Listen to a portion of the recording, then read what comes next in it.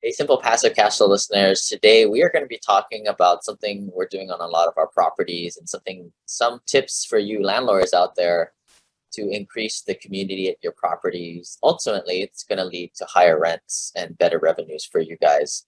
If you guys haven't yet, join our club at simplepassivecashflow.com/club. We don't bite. It's free. I don't know why you haven't jumped in and hung out with us yet. The new California SB 9 bill. As you guys know, California has the population is increasing and there is a lot of homeless there. Basically, the way they used to have it before is there were a lot of these single family home neighborhoods. It's one of those bills where it's trying to distribute wealth and trying to get these traditionally single family homes to be duplexes or multifamily so it can allow for more dense population growth and lower housing costs. What I think it's going to be doing is opening up California. In the short term, it'll relieve some of that need for housing. A lot of these things take a lot of time, and a lot of people freak out when they see stuff like this. They're like, oh my God, the world is ending. The California real estate market is going to crash because now you have all these single family homes now double in amount of supply and flooding the market. It doesn't happen like that, guys. In a year, I don't think you'll see a decrease in prices because I still feel like there's a low enough supply and there's a decent amount of demand. So I don't think you'll see prices go down at all, let alone crash. But I do think that it'll start to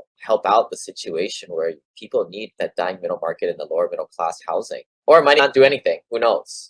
But I think the one precedent setting thing with this whole SB 9, California and Oregon are typically your more proactive states with these types of things, where you might start to see this other more neutral states where they start to break open a lot of the old money neighborhoods and bring in a more dense building in those areas.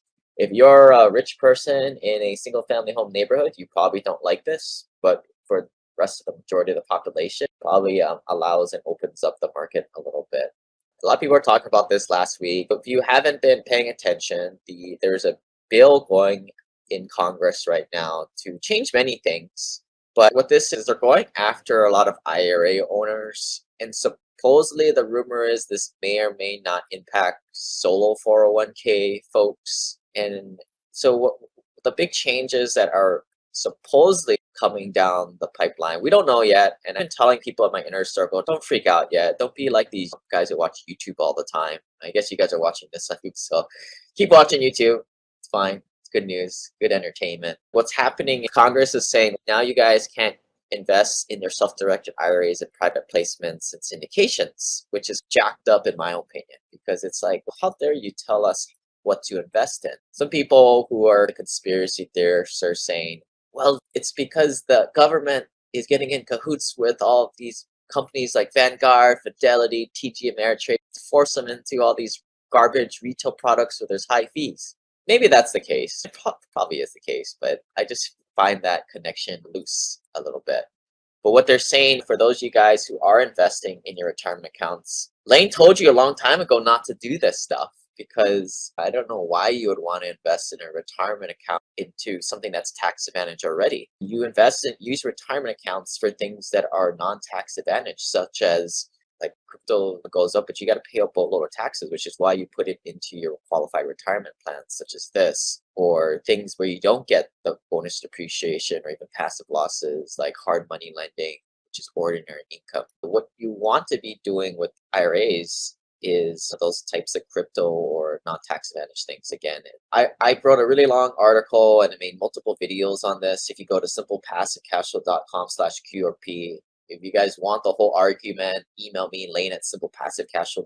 I'll give you the big blurb on why I'm not a huge fan of investing in retirement accounts unless you make over $330,000 adjusted gross income and you already have like maybe more than $500,000 in your IRA, which if you're both of those two search criteria, it probably aren't it's very small portion of people out there where it actually makes sense to have a solo 401k or a qualified retirement plan or self-directed IRA, even a Roth in that case. But bigger topic. But anyway, going back to the news here, people are like, if you're gonna not allow me to invest in private placements. What am I going to do? And then people are like freaking out. Oh my God, I'm going to have to liquidate my positions. And keep telling people this hasn't been signed into law yet, but supposedly what they're saying is they're going to give people 2 years to transition out of the IRA and to dispose of those assets. Or you could just do what I said, what I told everybody to do, and just take a distribution, pay the taxes and the penalties. It's not that much anyway. This will probably change a lot of times that they'll put something out there just for negotiation to get something else in some other, and probably asking, why is this all happening? You can thank Uncle Peter Thiel backdoored a lot of like Class B shares of PayPal and created like a $10 million plus IRA, and he's screwed the system, and now the system is looking to get back at him. Unfortunately, millions of Americans who use their retirement accounts as a mechanism for sheltering tax is also being collateral damage. What I personally think they should do to just fix the Peter Thiels of the world is just put a cap at $10 million on IRAs. Most of us fit under $10 million in our IRAs. So that would solve that problem. But again, why are they not allowing people to invest in private placements? I don't know. Maybe that's the conspiracy theorists out there that think that it's possible trying to force people into these retail, mainstream Wall Street products. If you guys have any questions, comments, type it into the comment box below. I'm sure it'll make people angry. You're probably wondering what to do. Well, email your congressperson, whoever that is. I've never personally done that before, but supposedly that's what a lot of people do. This is a story about a dude named Lane. Then one day he went to try to rent them out, and then he became one of the best of men. I have Pete Kelly here from apartmentlife.com. If you guys want to, apartmentlife.org. If you guys want to Google their website, also take a look at what they're up. But welcome, Pete. Thanks for jumping on. Thanks for having me, Lane. Yeah, so what is Apartment Life? What is the service that you guys provide? Sure. Back up a little bit. We are a faith-based nonprofit that's been serving the multifamily industry for 21 years. And so we help apartment owners and operators with two of their greatest needs, which is resident retention and resident satisfaction. And we have a program that saves our average client $188,000 a year in turnover, marketing costs, and staff retention. And the way we do that is we address one of the biggest needs that residents are facing, which is loneliness. Interestingly enough, you probably realize this since the pandemic, but America is dealing not just a COVID pandemic, but they're dealing with a loneliness pandemic. And it was bad before the pandemic, but it's gotten a lot worse since then. In 2019, the insurance company Cigna found that 60% of Americans would describe themselves as lonely. Now, initially, you may be thinking, okay, I'm an apartment owner. Is that a really big deal? If you are an apartment owner, that actually is a really big deal. Because what that means is that your residents don't have any roots in that community. And if the community just down the road offers a good enough rent incentive, they're going to pick up and move and go to that community. And so what we found is that the more relationships an apartment resident has in their community, the happier they are and the longer they stay. And the magic number seems to be 7. If 7 of your neighbors, you're almost twice as likely to renew your lease. And so we have a program that facilitates building relationships in apartment communities. So we have 2 models. We have an on-site model and an off-site model. But the basic idea is that they create this environment where people actually know their neighbors. They feel connected, and they do that through welcoming people, throwing parties and events, looking out for opportunities to care for people, connect them to one another. And as they do that, it's just this sticky community where people love where they live and they want to stay. At some point, resurfaced countertops, new flooring, nice stainless steel appliances only can take you so far. And especially when competition is getting a much higher from the apartment owners or real estate investors' perspective, tenants are going to go to where the best value is. And that value just doesn't necessarily mean that box or the house that they live in. It's the community. And whether as the business owner you see this as your responsibility or not, it is what it is. And this is where we got to a certain point. We would take over an apartment. We would do all the things you're supposed to, kick out a lot of the deadbeats, the shady characters. And the way we feel is that benefits the greater community. And that's what most people want. They want those people out. right? Rehabbing units, exterior improvements, playground equipment, all the such, new clubhouse, really start to put the money in. But the hard thing to get the property managers on board with all these extracurricular activities that didn't really hit KPIs. This is the way a lot of our properties, we use third-party property managers on. We hold their feet to the fire in terms of expenses, how much revenue, how much they're leasing, hard KPI numbers, but it's really hard. And for those of you business owners out there who have staff or employees, you guys know it's really hard to keep people accountable to these more softer KPIs, untrackable KPIs. So we decided to bring in Apartment Life, Pete's folks, into the apartments in order to focus on this one aspect of the business and to really give it the emphasis that it really needs. These are the things like a Mother's Day barbecue or Easter egg hunt. It was really hard for us to get the property manager to do that type of stuff because as things get busy, what's the first thing that gets, thrown to the wayside? But Pete, why don't you go over those two types of models, like how it works? Because when I first heard about your guys' business model, the first thing I thought of was, hey, this is like those two teenagers or the college kids in the Red Bull cart that run around and spread joy and give free Red Bull around. Is this the same thing? Yeah, it's like that, only they're there to stay and they keep coming back. But so our two models, as I mentioned, one is the on-site model. And what we do is we place a couple that lives in that community and they're like the welcome wagon.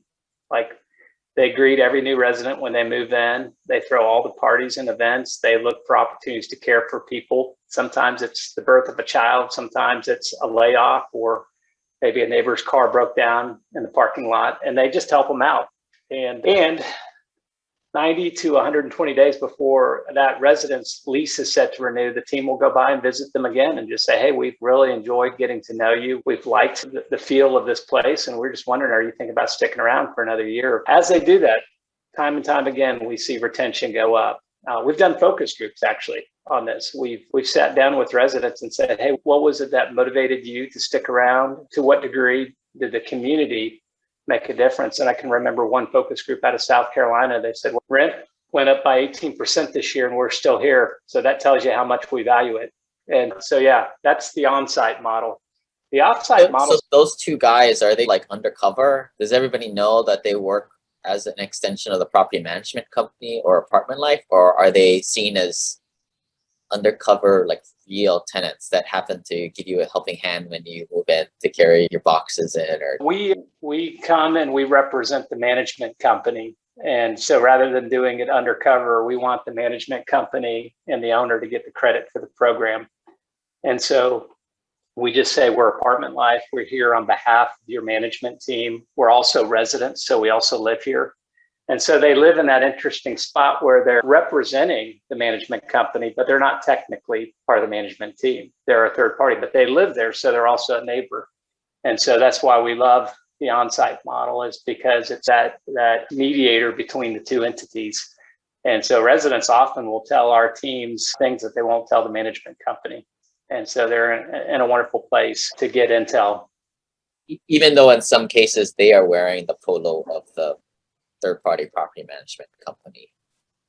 They are, but they relate differently because they really are seen as neighbors and friends. So I think about this one woman in Houston. Her name was Kathy, single mom, and the team went by to do a renewal visit with her. And they were friends with her. She came to all the parties and events. And they say, "Hey, Kathy, are you thinking about sticking around?" She goes, "No, actually, I'm not. I've had this bug infestation that the management has not been able to address, and I already put down my deposit on the next place." And they're like, "Oh, gosh, we're really sorry to hear that. We've just really enjoyed getting to know you, and we've loved getting to know your daughter."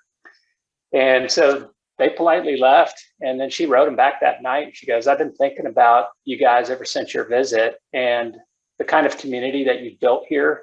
And this is the kind of neighborhood I want my daughter to grow up in." And so she goes, "I decided to let go of my deposit and I'm going to renew my lease." And so that's an example where maybe she was frustrated with the management company, but she maybe didn't voice it quite as directly. But because there was a neighbor there, that she knew was associated with the management team, but she viewed them in a different light. Yeah, like your resident, your RA back in college dorms in a way. It's an intermediary.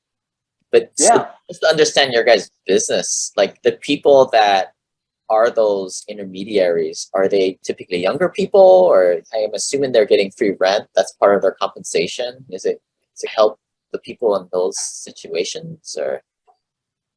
Yeah, the economic benefit to our teams is the reduction of rent. And yeah, that's what's in it for them. I would say our two biggest groups of people who do the program would be young marrieds, either without kids or just with really one or two really young kids. And then the other largest group would be empty nesters. We've had several empty nesters that have sold their houses or rented their houses out and said, hey, we want to go back to living in an apartment community. We don't want to have to sweat mowing the lawn. And we love the idea of getting to know our neighbors. And so they're usually like pretty extroverted people, and you just find them off job boards. Unusual job description, right? It is. And what we find is, although we can promote it all kinds of ways, the best source of teams are other teams. And so we find that the highest quality coordinators come from other coordinators who tell their friends about it. Hey, you would be great at this. I'd say the ideal profile of, if it's a married couple, one of them, as you mentioned, would be extroverted. The other could be extroverted, but what we really need is at least one person who's administratively gifted or organized, because there's a reporting function to what we do, because we can do all kinds of great things, but if we're not reporting that and sending that back to the management team, they don't have any idea of what's really going on there, and they don't know how to quantify the value of the program. Yeah, I'm selfishly interested how you do this, because I'm trying to get a little bit better outreach on the investor relations side, see what we can do to help. And as you said, most times that example with the person who had the bugs or whatever infestation, they didn't say anything, right? It's very typical of clients. Of course, you have the 5-10% of people who just complain about every little thing, but the majority of the people are just good citizens. They don't speak up. So what is like your guidance on your employees to like, is there like a spreadsheet where they go down every single unit and they need to have a touch point? Barcodes for them to scan? How do you keep them accountable? So we have an in-house tracking system that we use where they can do it in real time, or they can do it at the end of the month, but they have to do it at least once a month. Record everyone that they visited, what their sentiment score was on the move-in. So if they visited somebody, they'll weave it into the conversation, basically on a scale from 1 to 5. How would you rate your move-in? And anything that is lower than a 3 or lower, that automatically gets sent to the management team. And so that they know, hey, here is a retention alert. Because what we find is that people are already making the decision to renew within the first month of living there. And so if there's anything that the team can do on site to improve that experience, we want the team to know about that. And so that's one of the things we do. So we have an in-house tool that the teams log in and record all this, but we also partner with Modern Message. Are you familiar with Modern Message? So it's an interesting gamification tool that has become very popular in the apartment industry, but it's basically an app or a website that rewards residents for engagement. So you probably have some kind of hotel reward system. Let's say you're part of the Marriott, and every time you stay at the Marriott, you get points, and then you can redeem those points for a stay. But what Modern Message has done is they created a similar tool for apartment residents. And so we partner with Modern Message. Theirs is kind of like the electronic tool, and then our team encourage residents to use it. And so for our clients that have Modern Message, some of the reporting is actually done through the Modern Message app, and we've struck up a partnership with them so that at the end of the month, we have an API that pulls the data from Modern Message, and we can print it up in a PDF that's sent on to our clients. Yeah, pretty advanced stuff. And I think the data gets fed in with the property managers as leasing comes up, maybe influences dynamic pricing. Maybe it doesn't. But what about the workload of these people? Is it expected to be a 40-hour-a-day-a-week job, or meant to be more part-time for them? Yeah, this would be a part-time role that they do in their nights and in their weekends. Because when you think about your average apartment community, most of your neighbors aren't around until the nights and the weekends. And so we look for people who already have regular jobs, but they've got some margin in their life at nights and on weekends where they can serve the community. So again, one of the dynamics could be young marrieds, husband and a wife, and maybe the wife is wanting to get pregnant. She's not wanting to work, or she's wanting to work part-time. And this is a way to lower their cost of living. And in a sense, having a part-time job that facilitates neighborliness in their apartment community. So, Right. And then the other type of arrangement you guys do, if we don't have a free unit, you guys just operate on a mobile service, kind of just stop in at certain times of the day. we do. Our oldest model is the on-site model. And we feel that by and large, that's going to be the most effective long-term in terms of actually building community. But we've seen a lot of our clients have been pleased with the off-site model. For a lot of management companies, they want to throw parties, they want to throw events, but they can't put a lot of attention in it because of the demands of their job. Working in the office, you're just worried about leasing and you're worried about maintenance requests and people paying their rent on time. So the idea of throwing some kind of event or party that brings the community together is just one too many things. And so we'll take care of that. And in some situations, we'll do what we call electronic visits, where we'll email out or text out all the new residents and say, hey, we're having an event this Saturday. Would love for you to come down and get to know your neighbors. Let's talk about some of those events. What kind of sizes, shapes have you guys pulled in the past? Yeah, if you go to our website, you can see like an insane number of pictures and event ideas. And even people who aren't yet our clients will from time to time send out event ideas. Some of the examples, something simple like what we call a wine down Wednesday, where you can come down to the clubhouse, get a glass of wine, get to know your neighbors. Sometimes communities that have a lot of pets will have what's called a yappy hour. And so we'll have bring your dog out, we'll have special treats. We'll arrange for food trucks to come out. Sometimes we'll have painting classes that we'll bring in, fitness classes. We'll bring in a chef and teach them how to make a meal. Pool parties are a big deal. Yeah, you're pulling it up right there. Poker nights, you see all kinds of ideas up there. And so what we tell our coordinators is obviously you need to get to know your community and what works. And so we encourage them, especially when they're new, to try a wide variety of things to see what works with their community. And some events are going to appeal to some of their neighbors, and other events are going to appeal to other neighbors. And so that's the other reason you want to do a wide variety is you don't want to keep bringing out the same 10 or 15 residents, but you want to really throw out a wide net that really helps people get to know others in their community.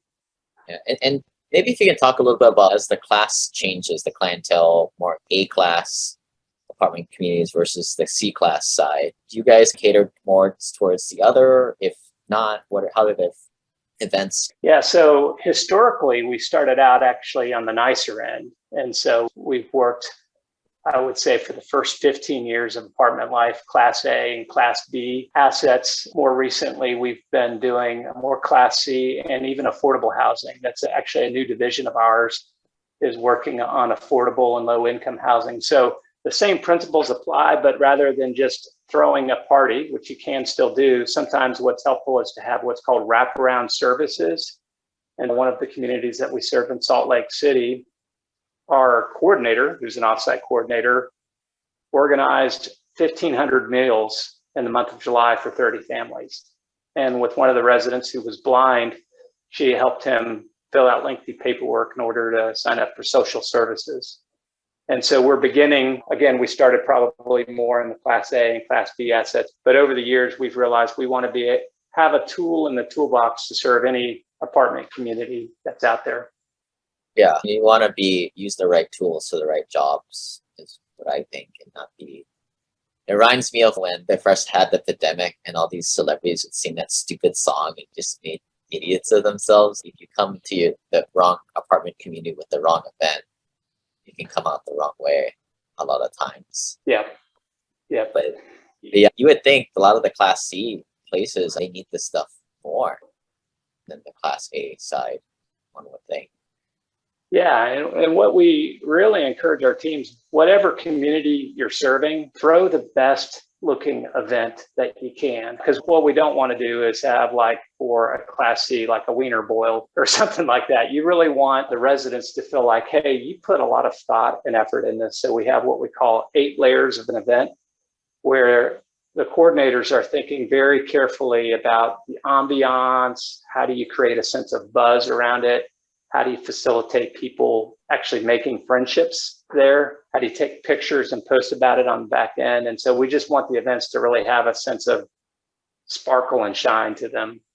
Yeah. Have you guys ever ran into issues with some tenants being like, I don't want free cupcakes or on Thursdays, just cut my rent by $20. That's where I really need the help. Has that ever happened? Well, to my knowledge, I've never heard of a resident asking for to cut the program for rent reduction. What we actually find is a lot of residents say, I didn't know people still live this way in the United States. I think of one particular couple that moved down to Dallas in the heat of summer, and their apartment life coordinator was watching them unpack their truck. And just really unprompted, they just went over there and took icicles for the kids, or like the lollipops, or what do you call the frozen popsicles, and waters for the parents. And this family happened to be moving in from Oklahoma. And the wife's like, I didn't know people still did this in America. This blows me away. And they're like, oh yeah, we have a great community here. We encourage you to come out to the events. And they became really good friends with them. What we find is that people really want to go. They want to get to know their neighbors, but they have lost the art of neighboring, if you will. And it just takes that one or two instigators, the catalysts, to get that culture going in the right direction. It does. And I think all the more since the pandemic, because all of our social muscles have atrophied over the last 18 months. And it was that catalyst that you mentioned was needed before the pandemic, but it's needed all the more now because people really have lost that ability to make small talk. And they're frankly intimidated. Again, they're lonely. They want to get to know their neighbors, but they almost need somebody to hold their hand and say, hey, welcome. I want to introduce you to Bob over here. He likes hunting just like you like hunting, or he likes fishing like you like fishing. They really want that. And again, the management team's just too busy to really provide that kind of level of connection. The most they're going to do for an event is throw food out on a table and say, hey, free food. It's just like you guys at work, if your boss asks you to plan a retirement party for somebody, really, is this might be my job description? That's a great analogy. Yeah. And honestly, some on-site staff, because their interactions with the residents often are pretty negative and heated, because the residents, some are always complaining. The last thing they want to do is throw a party for these complaining residents. Right. And so having a third party that you can outsource that to can be a good move. Yeah. Is this something some of the listeners might have single family homes? Is this a service that you guys would provide to like single family home operators, have as opposed to one apartment where you can control the community? Is this something that you guys have branched off or thinking about branching off into some point? Yeah, we've, especially for single family build to rent, we have given that a lot of thought because that is a really big deal. And you see a lot of the big players in the apartment industry go in that direction where they're building whole neighborhoods of single family homes, but they're all owned by the same entity. So they're run very much like an apartment community, but they have the feel of single family homes. And we've met with several people in that space who said, hey, we would really like the apartment life model, but we would rather not call it apartment life. And so for that group, we're looking at the name neighborhood life. And so a name like that would probably fit better for a single family residential neighborhood. Yeah.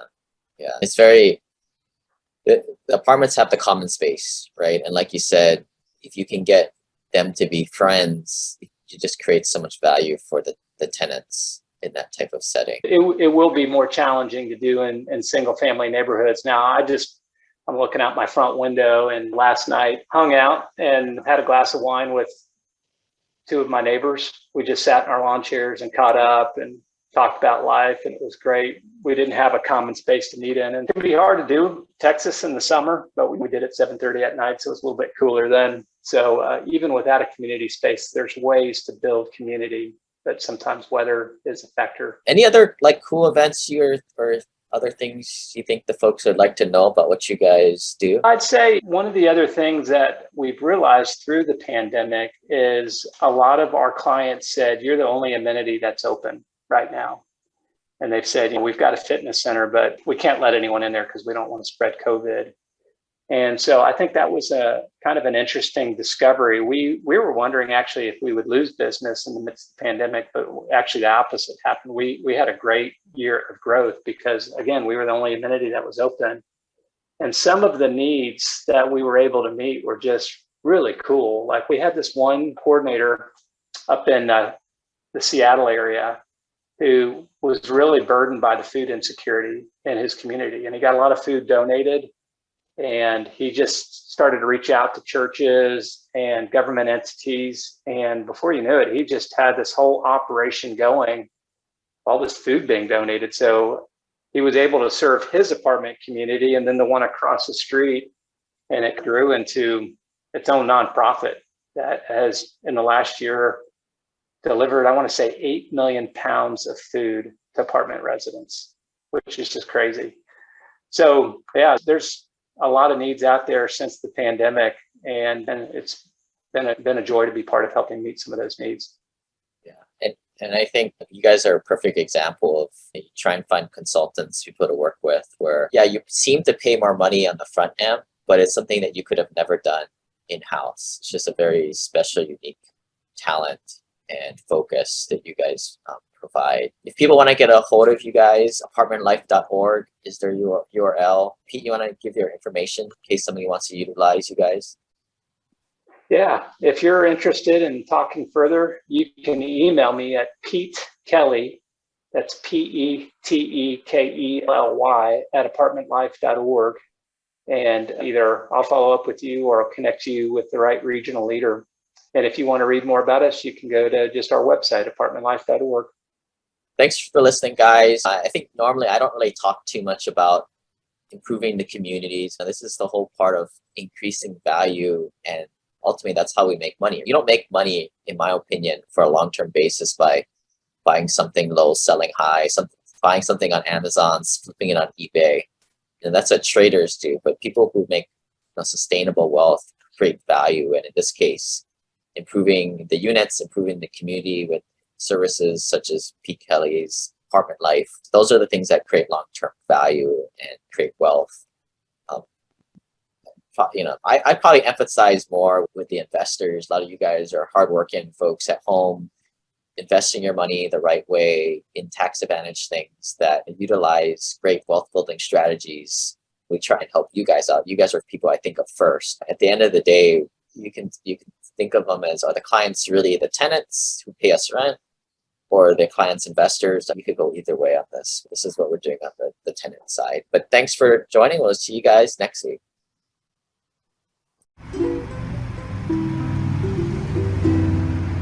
This website offers very general information concerning real estate for investment purposes. Every investor situation is unique. Always seek the services of licensed third-party appraisers and inspectors to verify the value and condition of any property you intend to purchase. Use the services of professional title and escrow companies and licensed tax, investment, and or legal advisor before relying on any information contained herein. Information is not guaranteed, as in every investment there is risk. The content found here is just my opinion, and things change, and I reserve the right to change my mind. Above all else, do your own analysis and think for yourself, because in the end, you are the only person who is going to look out for your best interests.